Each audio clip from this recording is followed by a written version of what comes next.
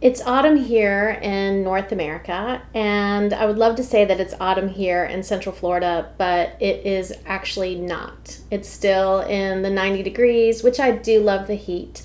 But I also miss the apple orchard where we went to pick apples when we lived in North Carolina. I miss the crunching of the leaves. I miss the changing colors of the leaves, all that kind of good things. But regardless of where we live, there's still one story that I love to read and share during this time of year. And when our children were homeschoolers, which we did for 20 years, I would always read this story every fall to them. And then also when I taught school in the classroom, this was one of my favorite stories to share. So this is a story called The Story of How the Apples Got Stars Within, and it's by Madge Bingham. Madge Bingham was a children's book author from the early 1900s. And so here it goes. There was once a tiny seed sleeping in its blanket of earth all winter long until one early spring morning when Father's sun began to shine. The little seed awoke and began to stretch and yawn and stretch until its legs pushed deeper into the earth and its arms finally stretched up above the earth. Then with one last stretch, the little seed poked its head up and looked around at the wide, wide world. After all those long winter months in its brown earth bed, the little sprout thought it had never seen anything so beautiful as grass and flowers, and it gazed in wide-eyed wonder at the world. All day the little sprout listened to the music of the birds and the breezes and was full of wonder. She watched the clouds sail by in the blue sky and then saw the sky turn golden as Father's sun sank into his bed. And then, as everything grew dark again, the little sprout saw a wonderful sight. Up in the sky, diamond stars were twinkling. She wished so much to touch one that she stretched and stretched to reach the sky. But she couldn't touch the sparkling stars, and finally she began to cry. Suddenly there appeared a fairy, wearing a crown of just those sparkling stars. "Why do you weep?" asked the fairy. "Because I so want such a star for my very own," answered the little sprout. "Ah, some day your wish shall be granted," said the fairy. "But first you have much work to do. You must grow strong and tall and full of love." And then the fairy vanished. The little sprout worked hard to grow tall and strong, and after some time she became a young sapling. King Storm came with his winds and rains and beat her down almost to the earth. But each time she struggled to stand tall again and grew stronger and stronger. And after some time she was no longer afraid of him, for she knew he helped her to grow. After many visits from King Storm, one morning the little tree awoke to find her branches covered with pink blossoms. "Oh, how lovely!" she cried, and she took great care of them, day after day, until one day tiny seed babies appeared. Now the little tree was becoming a mother, and she was so busy caring for her tiny apple children that she forgot all about her wish to the fairy. Summer came, and her children grew golden and green, and the little fairies came and kissed each little apple until it blushed bright red. The little apple tree was so proud of her children. She felt she could not be happier. Then suddenly the fairy with the crown of stars appeared beside her. "I have come to grant your wish," she said, "to bring you a star from heaven for your very own." "Oh," said the little apple tree, "I no longer need a star. I am quite happy with my apple children." "Well then," said the fairy, "I shall give my basket of stars to your apple children, but I will hide them deep inside where only the earth's children can find them." And so she did, and that's where you will find a star waiting for you inside each apple, guarding the little seed babies for you to plant in the earth again. And if you cut your apple sideways like this, I'm going to cut down.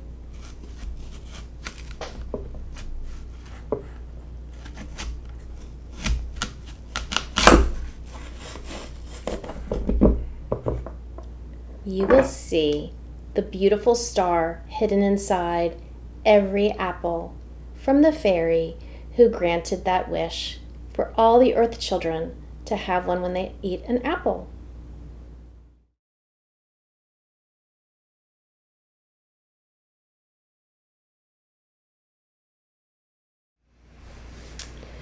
So I absolutely love painting little creatures, and it was a perfect time to paint Petunia.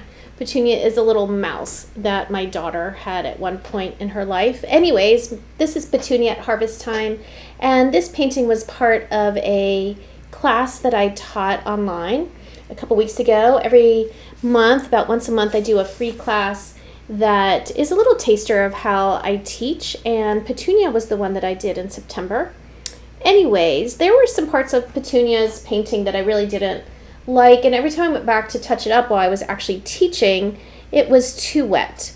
So I really wanted to show a bit more color in these fall leaves, and it just started to get muddy.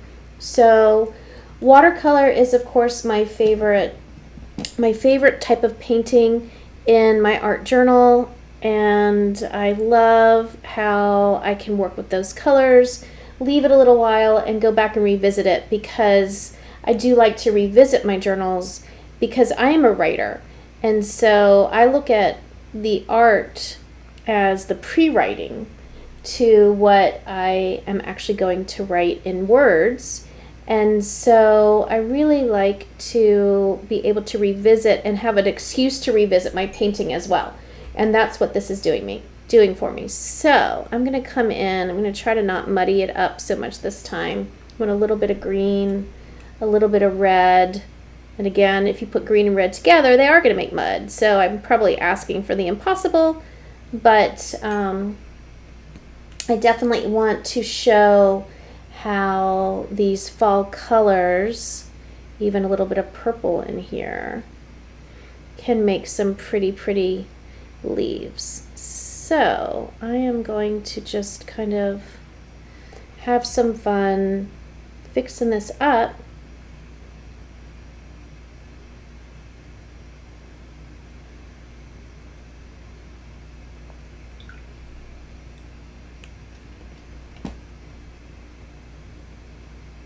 I'm adding a little bit of white in there, white watercolor, to kind of feather out those colors that I put in there, even the ones that might make mud together. The white helps to just give some reflection, some, little highlights in there at different places. So this purple, of course, is looking a little brown because I'm putting it on top of a brown. But when I pull in the white, and that white is going to just, it looks pretty white right now, but it's actually just going to fall into the background, into the paint that's already there. All it does is provide this, like I said before, a little bit of highlight. It's not going to stay white.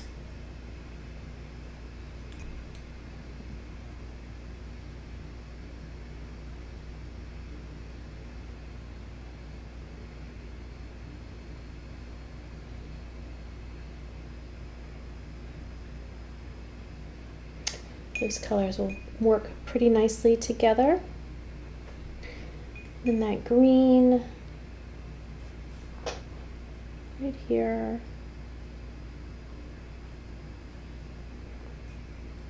I want this green to go into goldish tone.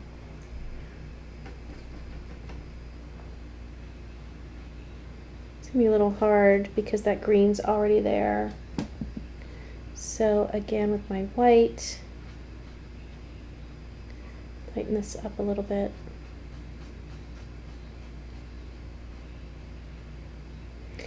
I am the master of going back and saying, oh, let me do something else, and then it turning into a bigger project than I wanted to. Can any of you relate to that?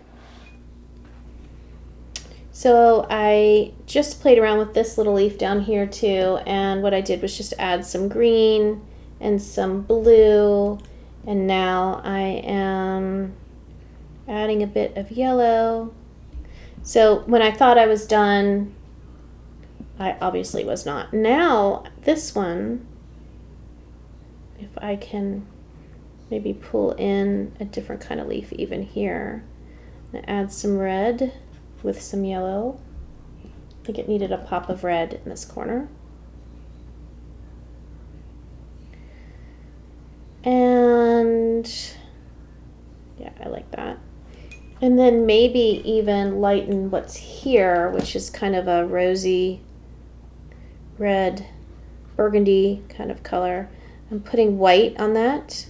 And then I'm going to come back, and it looks really white. I understand, I know, I see, but it's not going to stay that white. So even though I'm going to put some burnt orange on it pretty fast before it dries, it's not going to be this bright at the end. It's just going to sink into that burgundy color that was underneath it. But it should have a nice tint to it that will go really well with these colors of these leaves over here. And it's going to just show, you know, some fall feels, all about the feels, right?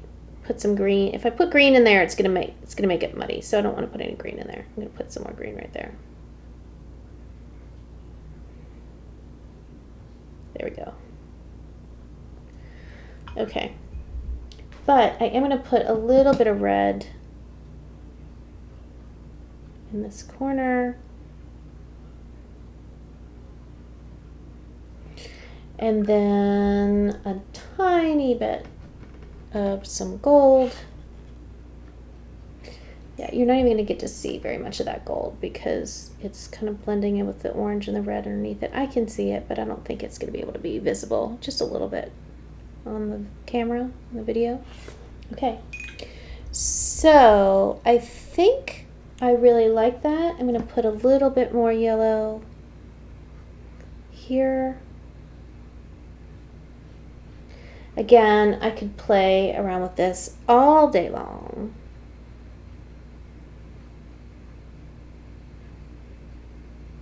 But, so I am really happy with Petunia. She is quite the little fun little mouse.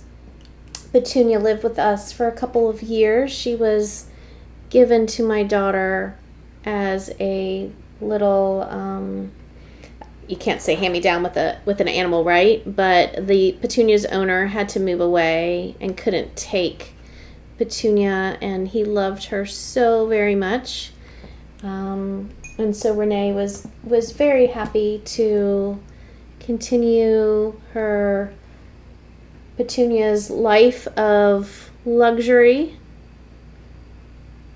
So we enjoyed her very much. Okay, so just put some cute little doodahs right there, and I'm going to just darken that a little bit.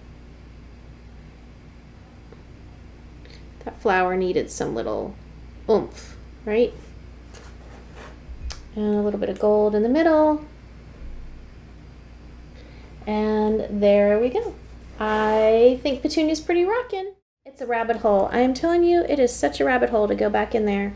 But I think that needed a little bit of oomph on there too. So I'm just adding a little bit of darkness on this side and in here. See what just a couple strokes of paint in certain places, how that helps a little bit. That's so much better.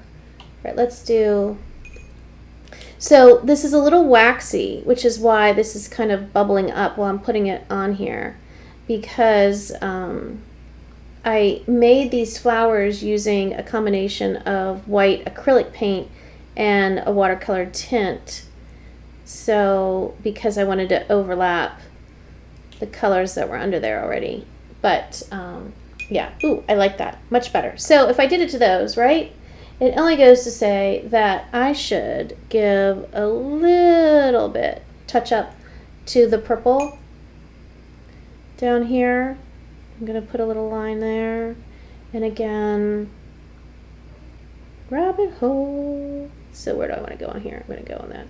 If I was doing true shading, it would not, this dark color would not be added to the same side. I would be, you know, paying attention to where the sun is shining and where the shadow is going to be and shading and all that. But this is such a whimsical little fun thing that I'm not going to worry about that. I am going to pull some of this color though into the rest of the petal. And if you would like to paint with us, the next time I am doing a free for all paint class is, I want to say it is the last Friday of the month. Let me look at my calendar because I don't have that date in my head. But yes, it is actually October 30th, and we are going to be doing a pumpkin house painting because, as you know, October 31st is Halloween. Oh, and it would be so fun to do a haunted house for a pumpkin house. Wouldn't that be cute? I actually wasn't thinking that because I am not a big fan of the scary stuff for Halloween, but I could definitely do a fun one for Halloween. Okay, there you go. And let me direct your attention one more time. Petunia does have an ankle bracelet on, and she is wearing a wrap bracelet around her arm, and of course she has a little headband in with a cute little heart on it. So she is a hippie little mouse. So enjoy, Petunia, and enjoy painting, and I shall see you again. Thanks.